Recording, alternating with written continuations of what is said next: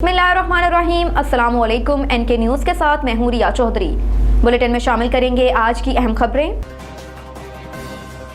आटा मुसलसल महंगा होकर 160 रुपए किलो। मुर्गी की कीमतें भी बेकाबू। लाहौर में 2 माह के दौरान आटे की कीमतों में मुसलसल 8वीं बार इजाफा कर दिया गया, जिससे आटा मजीद 10 रुपए महंगा हो गया। चक्की ओनर्स एसोसिएशन की जानिब से जारी करदा नई लिस्ट के मुताबिक चक्की के आटे की कीमत में 10 रुपए फी किलो इजाफा किया गया, जिसके बाद आटे की कीमत 160 रुपए फी किलो हो गई। मार्केट जराये के मुताबिक चक्की आटा मालकान ने 2 माह में मुसलसल 8वीं बार कीमत बढ़ाई है। फाइन आटे की 40 किलो की बोरी 12,600 रुपए की हो गई, जबकि 15 किलो आटे का कमर्शियल थैला 2,150 रुपए में फरोख्त होने लगा। इसके अलावा मुर्गी के गोश्त और अंडे की कीमत में भी इजाफा, जिससे अंडे 280 रुपए दर्जन हो गए। मार्केट जराये के मुताबिक मुर्गी के गोश्त की सरकारी कीमत 574 रुपए किलो हो गई और बाज़ दुकानदार मुर्गी का गोश्त 620 रुपए किलो में बेच रहे हैं। तो दूसरी जानिब कोयटा में भी मुर्गी के गोश्त की कीमत में 20 रुपए का इजाफा हुआ, जिससे मुर्गी का गोश्त 620 रुपए किलो तक जा पहुंचा। कोयटा में रवां हफ्ते के दौरान मुर्गी के गोश्त की कीमत में 5वीं बार इजाफा किया गया। रवां हफ्ते के आगाज में मुर्गी का गोश्त 520 रुपए में फरोख्त किया जा रहा था। अलावा अंसी कराची में भी बाज़ इलाकों में मुर्गी का गोश्त 580 और कहीं 600 रुपए किलो में फरोख्त किया जा रहा है। आलमी इमदाद कम हो गई मगर पानी कम न हुआ। वज़ीर आज़म का सलाह मुतासरीन के लिए बरतानवी अखबार में मज़मून। द गार्डियन में लिखे गए मज़मून में शहबाज शरीफ ने लिखा कि सैलाब पर दुनिया की तवज्जो और इमदाद कम हो गई मगर पानी कम न हुआ। सिंध और बलूचिस्तान के बड़े हिस्से में ताहाल पानी मौजूद है, जबकि जुलाई में इन इलाकों में दोबारा सैलाब आ सकता है। उन्होंने लिखा कि सैलाब में मजीद 90 लाख पाकिस्तानियों को इंतहाई गुर्बत में धकेल दिया। शहबाज शरीफ ने लिखा कि गुज़श्ता मौसम गर्मा में पाकिस्तान में आने वाली तबाहकुन बारिशों और सैलाब ने 1700 अफराद की जानें ली। स्विट्जरलैंड के रकबे जितना हिस्सा पानी में डूब गया और 3 करोड़ से ज्यादा लोग मुतासिर हुए। ये तादाद यूरोपीय ममालिक में बसने वाले लोगों से ज्यादा है। पाकिस्तान में ग़ज़ाई अदम तहफ़्फ़ुज़ के शिकार अफराद की तादाद दुगनी होकर 14 मिलियन तक पहुँच गई, जबकि मज़ीद 9 मिलियन गुर्बत की लकीर के नीचे जिंदगी गुजारने पर मजबूर। सैलाब ज़दा इलाके अब भी मुस्तकिल झीलों की तरह नजर आ रहे हैं। उन्होंने लिखा कि यह पानी इतना है कि अगर किसी ताकतवर पंप के जरिए इसको निकालने की कोशिश की जाए तब भी 1 साल का अरसा दरकार होगा।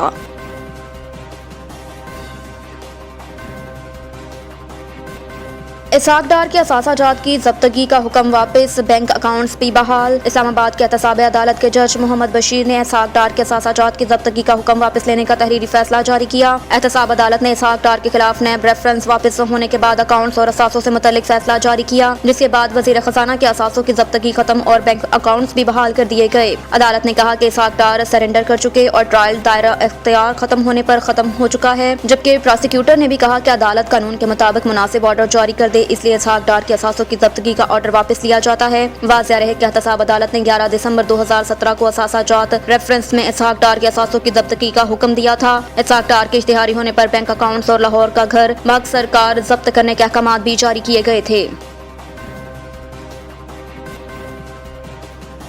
वज़ीर आला पंजाब के तमाद के वोट में एस्टेब्लिशमेंट न्यूट्रल नजर नहीं आ रही। सहाफ़ियों से गुफ्तगू में साबिक वज़ीर आज़म इमरान खान ने कहा कि न्यूट्रल्स पंजाब में पीपल्स पार्टी को लाने की कोशिश कर रहे हैं। एस्टेब्लिशमेंट पॉलिटिकल इंजीनियरिंग कर रही है। इमरान खान ने कहा कि PTI के लोगों से राब्ता किया जा रहा है। अब तक 3 लोग इन राब्तों की तस्दीक कर चुके हैं। साबिक आर्मी चीफ जनरल बाजवा को फिर हदफ तनकीद बनाते हुए इमरान खान ने कहा कि जनरल बाजवा करप्शन को बुरा नहीं समझते थे, इसलिए मुखालिफिन के तमाम मुकदमात खत्म हो गए। एक आदमी शहबाज शरीफ को जीनियस समझता था, देखें अब मुल्क का क्या हाल हो गया। ख्याल रहे कि साबिक वज़ीर आज़म इमरान खान ने पार्टी अरकान को हिदायत की कि अगर पंजाब असम्बली की तहलील में रुकावट डाली गई तो PTI अरकान मुस्तफ़ी हो जाएंगे। ज़राए के मुताबिक पंजाब असम्बली में एतमाद के वोट के लिए तहरीक इंसाफ ने नई हिकमत अमली तैयार कर ली। ज़राए का बताना है कि पार्टी की सीनियर लीडरशिप की जानिब से इमरान खान को सूबाई असम्बली में एतमाद के वोट के हवाले से ब्रीफिंग दी गई। ज़राए का ये भी कहना है कि इमरान खान ने तमाम पार्टी अरकान को हिदायत की है कि 11 जनवरी से कबल एतमाद के वोट को यकीनी बनाया जाए और अगर ऐसा ना हुआ तो PTI अरकान मुस्तफ़ी हो जाएंगे।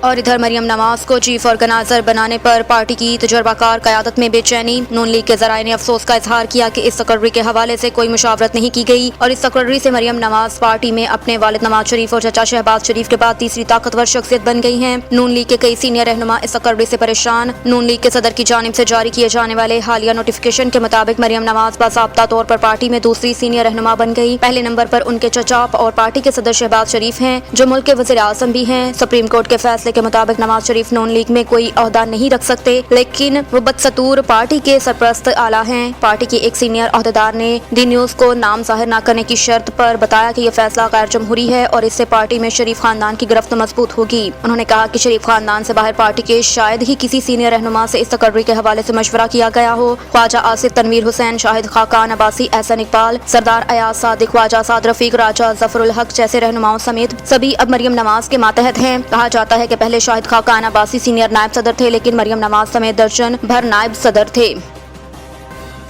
न्यूज़ स्टूडियो से फिल वक्त इतना ही। मजीद खबरों से बाखबर रहने के लिए देखते रहिए NK न्यूज़।